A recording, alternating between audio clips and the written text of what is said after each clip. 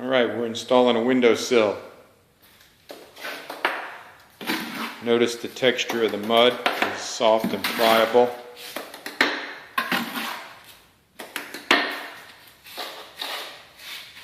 She's pushing it up to the face, so as the sill sets, it leaves a nice solid surface to tape and mud up against for the drywall finishers.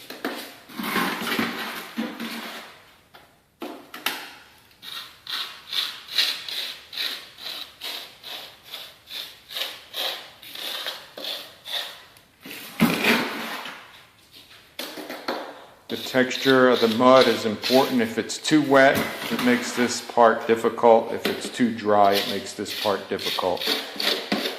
If it's too wet, it's hard to stand up that high. If it's too dry, when you start putting the sill in, it won't flatten out as easy. So each consistency has her own problems.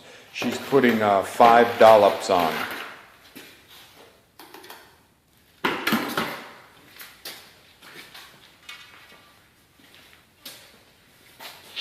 She comes up high above the mud and drops it down so that it doesn't get caught behind the sill. Sometimes it gets caught anyway, but we use the level to the window. She's feeding it down and matching the height of the level to the top of the window, and you hope that they set the window level. But either way, if they didn't, it'll look right because it matches the window. And she's checking the level out into the room.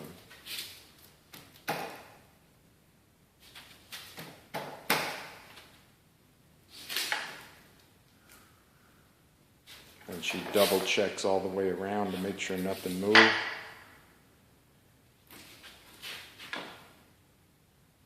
At this point, the mud looks a little erratic underneath, and she's finishing it off.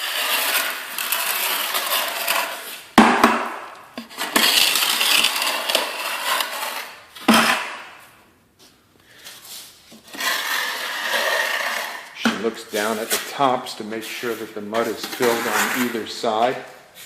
As you can see, there's a gap in here.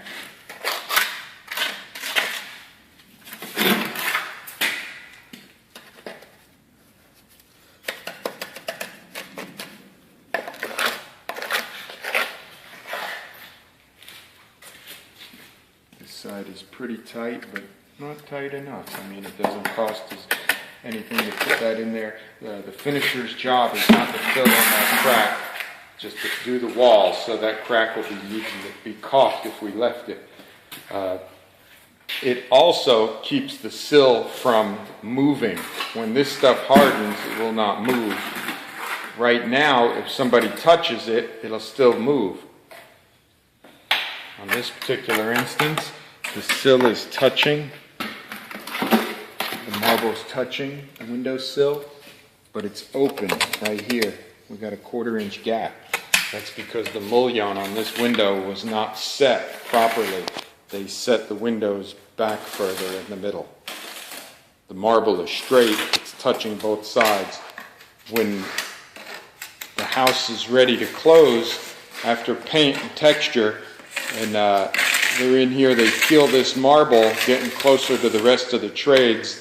The guy who caulks these in appreciates the mud back there so that the caulk bead doesn't fall. If there's only a 1/8 inch gap, I'm not going to bother mudding it. But anything like this, we mud. This mud is a stucco sand mix. We pretty much go with a, it's not a 100 to 50 mix. It's a more like 40. We use a larger scooper for the sand. We'll go with 8 scoops of sand for this particular house and 4 scoops of mud. And the mud scooper is probably 15% smaller than the sand scooper. So we're going with less than 50%. That's why I said 40. Now what she's doing now is wiping it clean to make sure there's no mud on the drywall so that the finishers can finish, and that this mud in the back, she'll come and she'll get these. If you just quickly wipe it, it'll leave it up, but when you detail it, it will be ready for caulk.